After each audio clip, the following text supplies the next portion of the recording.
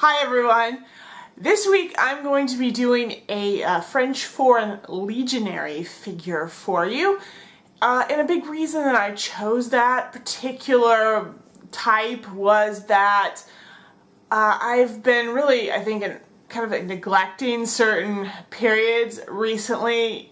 You've probably noticed that like World War II and the Napoleonic Wars and things like that get a lot of coverage on this channel, and there's a reason for that. It's because you guys are really interested in those periods and obviously want to see more about them. But at the same time, I like to have a balanced coverage of different periods on my video series. And there are certain eras that I feel like really don't get very much love, and most of the 19th century, especially the late 19th century, is one of those kind of times that I am really not covered very much, kind of everything after the Civil War. And it's not for lack of fighting and wars going on, because there was plenty of that, but I just haven't done very much with figures from that time. And so that's why I thought, well, a French Foreign Legionnaire, that's sort of that like very typical sort of one of those classic types of soldiers that was really famous at the end of the 19th century. You know, for their exploits, their adventures. They kind of typify that era, I think, in some ways. So that's what I'm going to be doing for you. The figure here I'm going to be using is this guy. He is from the North Star, or I should say Artisan, March or Die range. They do a good big selection of French Foreign Legionaries, kind of from the last decade or so of the 19th century, sort of also the early 20th century. And there's a lot of choice here, but I really, as you know, really like artisan figures because of their proportions, kind of their build. In fact, I think they paint up very easily. So that's a big reason that I've chosen him. And the uniform that this particular guy has got is going to be a blue and white one. Obviously, the Legionaries have had a variety of different uniforms through the years. More khaki, brown, simple uniforms. They had, I think, a red uniform at times. But this particular guy is going to be doing the blue and white uniform variant that seems to have been used at that time. And I, of course, think dark blue and white is a really pretty combination.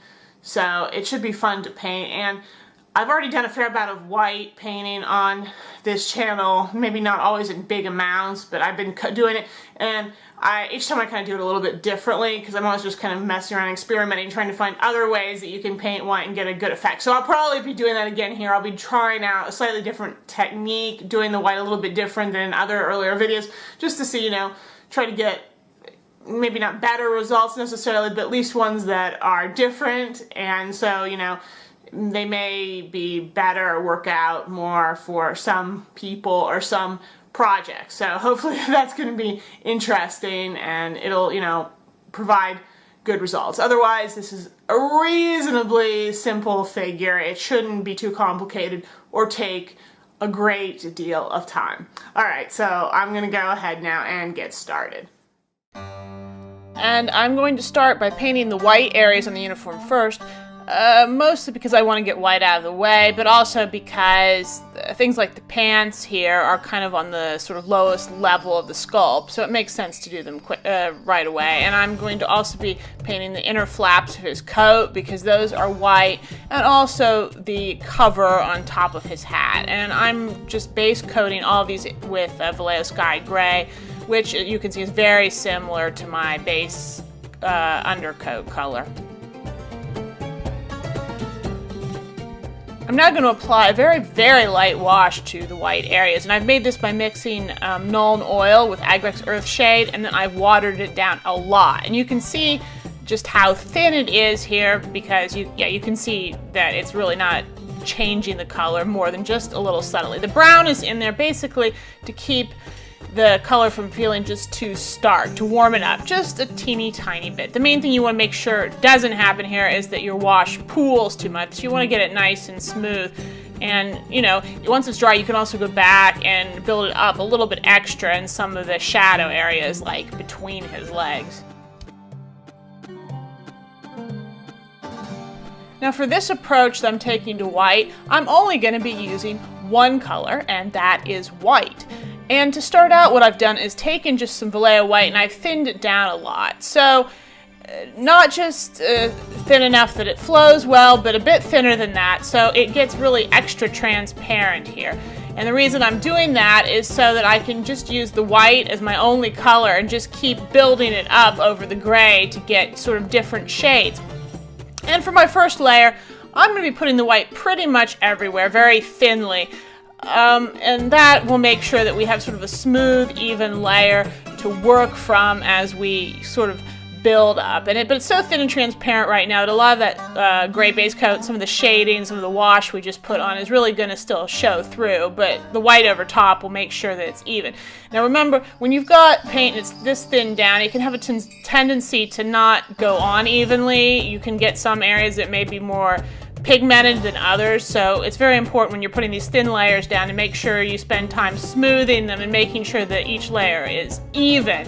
It may not be as heavy as you want, but it's more important that your layers are even and that they get as much color on as you would like. And I'm going to then, once I put one layer everywhere, I'm going to go back in again and start building the white up on areas where I am planning to, you know, highlight and have it get lighter. So you can see sort of on the creases, the tops of creases and folds, sort of the fronts of areas where light is hitting, and then areas like in between his legs where it gets more shadowed, I'm going to build up less layers there. And obviously on his hat too, there's going to need to be quite a few layers because that's really getting hit by a lot of light. But we want our shading on a lot of those areas to still be present, but just quite subtle. And I'm going to be taking this very, very thin down white, and I'm going to be making, probably at least 2 to 3 passes over all the white areas with it, just gradually adding more and gradually lightening it more and more and more, you know, just until I'm starting to, you know, really start to see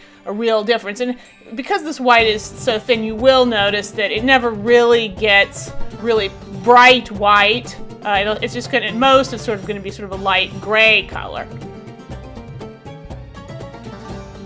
And then once I've accomplished a sort of subtle shading using that very thin down white paint, I'm then going to take another mix of white paint. It's still white paint, but I am just going to add enough water to it so that it flows nicely, but it's still pretty thick and pretty pigmented. Well, as pigmented as white paint ever gets, I suppose. And I'm going to be using that now instead because it'll go a lot faster. I mean, you could just keep going with the very thin white paint, but it'll take you much longer. So if you sort of halfway through switch to a thicker, heavier white paint, and then start using that to really put on the high highlights, you then can just continue what you were doing, but then you won't need to make quite so many passes with this, and you can really start building it up where light is really, really hitting the figure. But because we spent so much time building those sort of subtle layers up with that sort of gray and thin down white, this thicker white that we're now putting on the higher is going to blend in very smoothly and nicely to that that shade that we did before,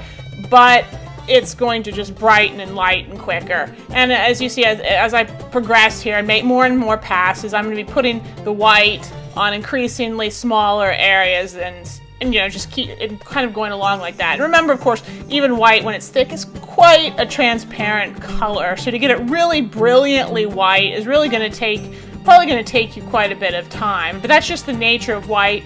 And in some ways that's what you want, because white is one of those colors where if you have too much of stark contrast when you're shading, it's not really going to look like white. It's going to look more like gray, and that's not the effect we want. A good white color is always going to be really nice and subtle, and you can see that that's what we're getting here. So I would say this technique for painting white is very effective. It'll give you a really nice, subtle, smooth looking shaded white color, but it may not be as fast as an approach as some others just because of the number of layers you have to put on. On the other hand, you basically don't have to mix paint at all when you're doing this. It's just one color applied over and over and over again.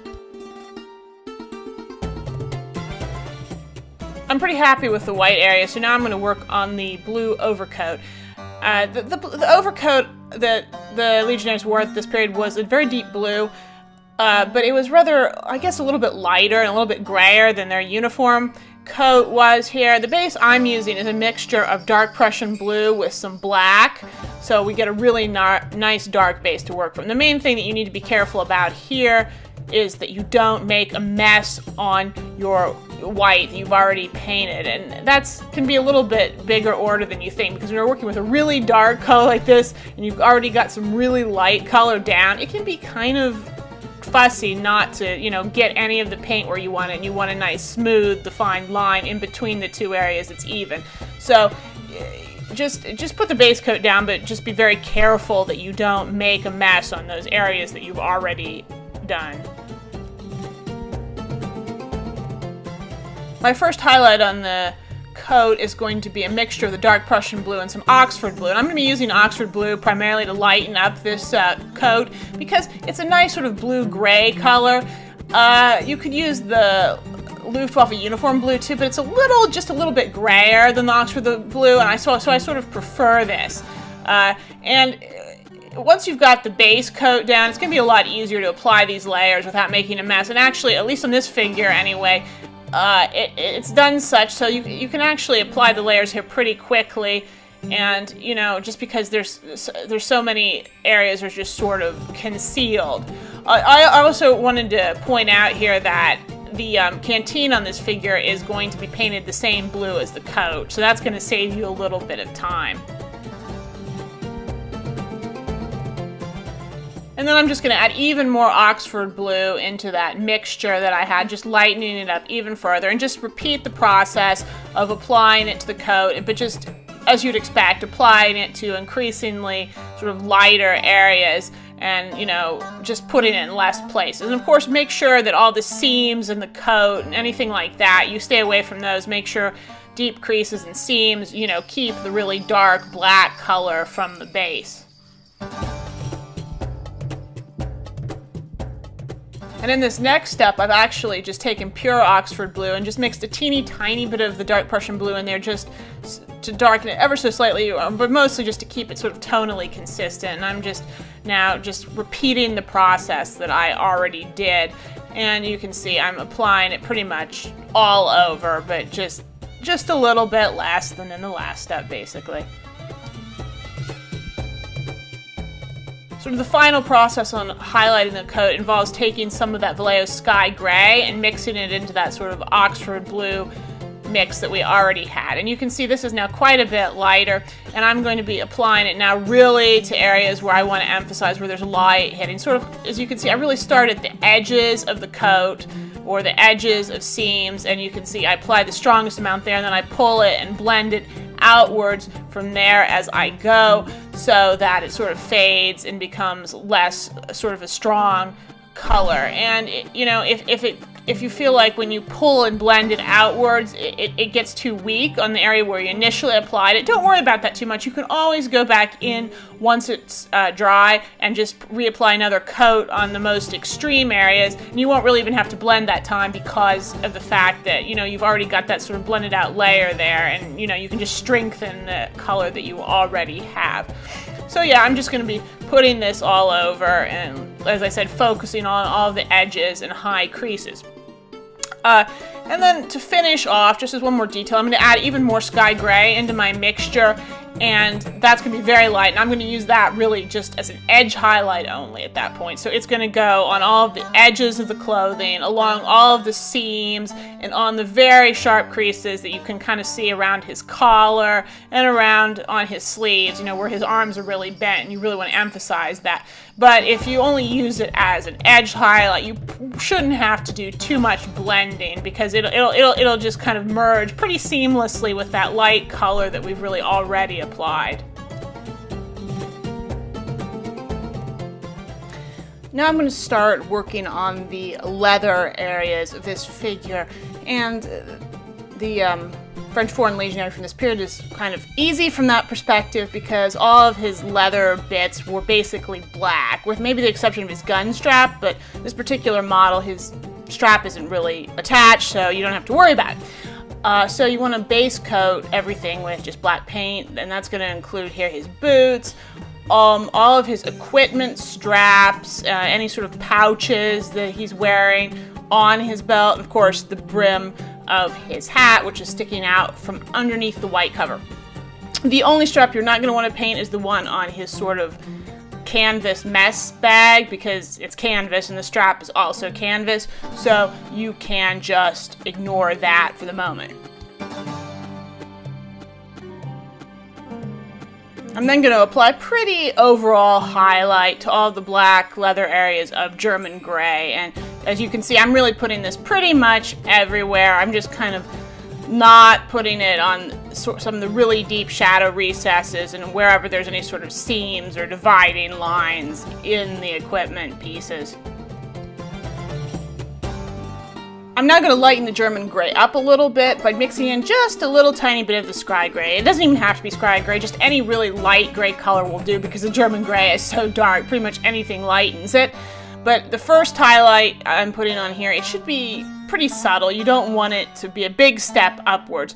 And you can see I'm going to just be applying it areas where I want light to be hitting, especially sort of the tops of pieces, along all the edges, and on the boots, of course, things like the toes and the heels and the backs of his calves. And, you know, areas obviously that are in a lot of shadow or between his legs or something, you don't have to really apply this color that much. And then once I've gotten that everywhere, I'm just going to add even more of the light gray into that mix that I've already got and go up basically another step with my gray highlighting. And it's the same deal. I'm going to be focusing on the same places, but just a little bit less in, you know, smaller areas and on areas where I want even more extreme highlight. So it's just, you know, kind of it's a sort of a progressively less and less kind of thing.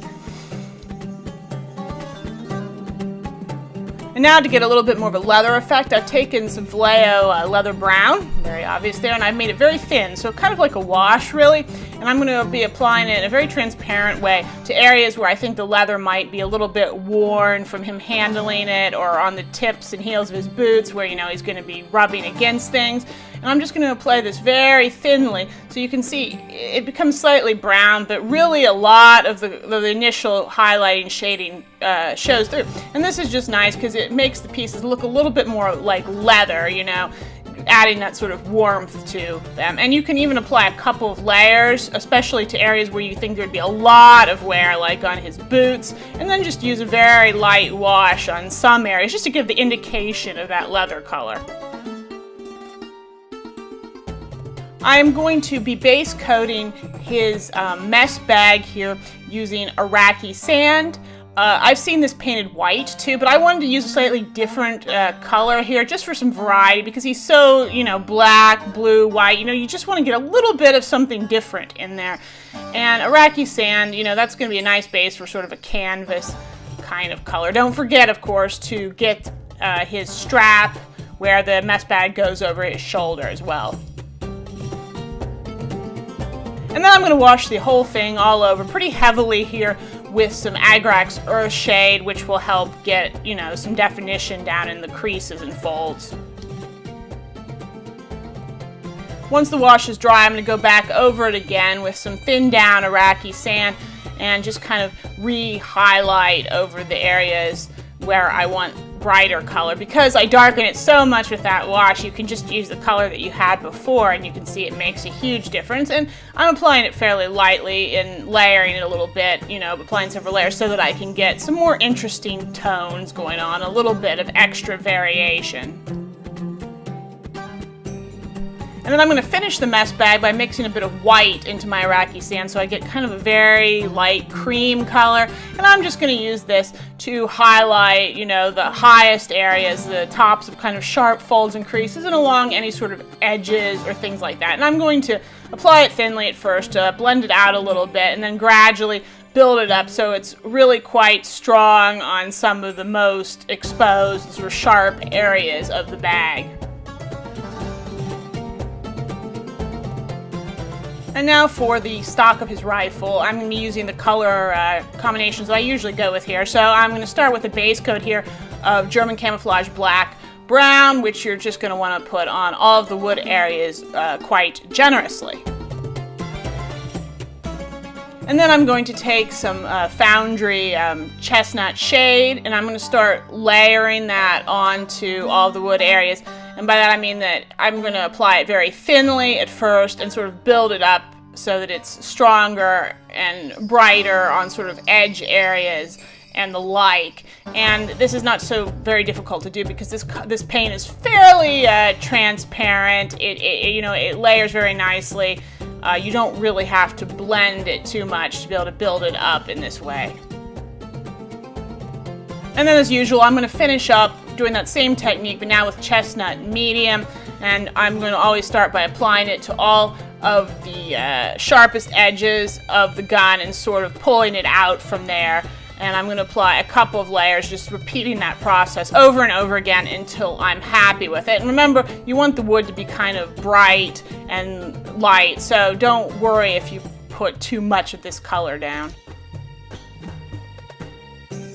Now finally, for the metal areas on the rifle, this particular model that he's using here, most of the metal parts are exposed, so you can see the entire rifle barrel. It's not covered in wood, and the action, that whole thing, there's sort of a metal plate that kind of covers sort of both sides of the gun, so you're going to have quite a bit to do here, well, relatively, I guess. Anyway, I'm using here a mixture of German gray and some Vallejo Air gunmetal. Obviously, you want mostly gray and just a little bit of gunmetal for this base coat layer. And now I'm just going to take some thinned down pure gunmetal, and I'm going to use that to very gently highlight all the areas of the gun, especially where light is hitting, or you expect there to be some extra reflection or something. And you should keep this thin when you put it down initially, just so you don't get it too shiny right away. And if you like, you can then add more layers to brighten up certain areas where you want there to be a lot of wear. Okay, and here's our sort of finished French Legionnaire from the sort of late 19th, early 20th century period. I'm very happy with how this came out, and a lot of that has to do with the fact that I just like painting these artisan figures because they're really sort of to my taste. I mean, he's obviously a simple figure. He didn't really take very long, but you may have noticed that I spent quite a lot of time on the white and the blue of his uniform, and as I've mentioned in earlier videos, when you've got a very simple, straightforward figure like this, it pays to put a little bit more effort and pay a little bit more attention to painting the fabrics and those sorts of things, because there's going to be less to look at on the figure, sort of less details and other things to, kind of distract the eye. So people are really going to focus on those pieces. So it's important that you paint them well, So in some ways, simple figures can be more work if you want them to look good. One thing I really liked on this figure was how the white came out. I think it's a beautiful, subtle, smooth effect, and I liked how few kinds of paint I needed to use and how little mixing I needed to do with the paint, which is always a plus. Of course, the downside was it took a lot of time. Well, okay, not lots of time, but there was quite a bit of a time investment in applying all of the layers of white that you need for this technique to work. But, I think if you want a figure like this where, the white is really important on the figure, it really stands out, and it needs to really, really look good, and it's not just some little detail piece, then, investing that extra time is really important so that you get something, that really looks good. So, as usual, I hope you enjoyed this video. If you did, please like it, share it. Leave me comments on what you thought, and of course you can also subscribe to my channel if you have not done so already. It's always helpful to me when you do that. And I think that's all for now. Trying to find other ways that you can paint white and get a good effect. So I'll probably be doing that again here. I'll be trying out a slightly different technique, doing the white a little bit different than in other earlier videos, just to see, try to get maybe not better results necessarily, but at least ones that are different. And so, they may be better or work out more for some people or some projects. So hopefully that's going to be interesting and it'll, provide good results. Otherwise, this is a reasonably simple figure. It shouldn't be too complicated or take a great deal of time. Alright, so I'm going to go ahead now and get started. And I'm going to start by painting the white areas on the uniform first. Mostly because I want to get white out of the way, but also because things like the pants here are kind of on the sort of lowest level. War, and it's not for lack of fighting and wars going on, because there was plenty of that, but I just haven't done very much with figures from that time. And so that's why I thought, well, a French Foreign Legionnaire, that's sort of that like very typical sort of one of those classic types of soldiers that was really famous at the end of the 19th century, you know, for their exploits, their adventures. They kind of typify that era, I think, in some ways. So that's what I'm going to be doing for you. The figure here I'm going to be using is this guy. He is from the North Star, or I should say Artisan, March or Die range. They do a good big selection of French Foreign Legionaries kind of from the last decade or so of the 19th century, sort of also the early 20th century. And there's a lot of choice here, but I really, as you know, really like Artisan of the sculpt, so it makes sense to do them right away. And I'm going to also be painting the inner flaps of his coat because those are white, and also the cover on top of his hat. And I'm just base coating all of these with Vallejo Sky Gray, which you can see is very similar to my base undercoat color. I'm now going to apply a very, very light wash to the white areas, and I've made this by mixing Nuln Oil with Agrex Earthshade, and then I've watered it down a lot. And you can see just how thin it is here because you can see that it's really not changing the color more than just a little subtly. The brown is in there basically to keep the color from feeling just too stark, to warm it up just a teeny tiny bit. The main thing you want to make sure doesn't happen here is that your wash pools too much. And figures because of their proportions, kind of their build, the fact that I think they paint up very easily.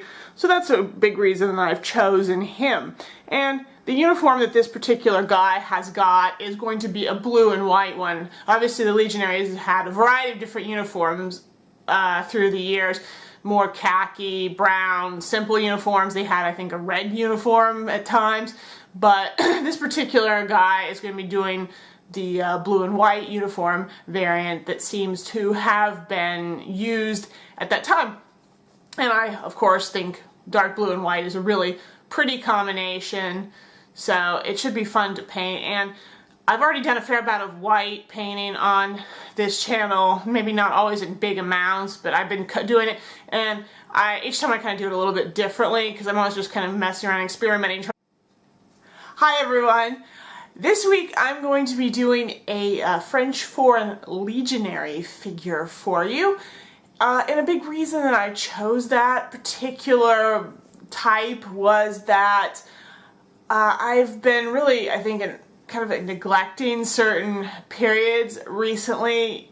You've probably noticed that like World War II and the Napoleonic Wars and things like that get a lot of coverage in this channel, and there's a reason for that. It's because you guys are really interested in those periods and obviously want to see more about them. But at the same time, I like to have a balanced coverage of different periods on my video series. And there are certain eras that I feel like really don't get very much love, and most of the 19th century, especially the late 19th century, is one of those kind of times that I am really not covered very much. Kind of everything after the Civil War.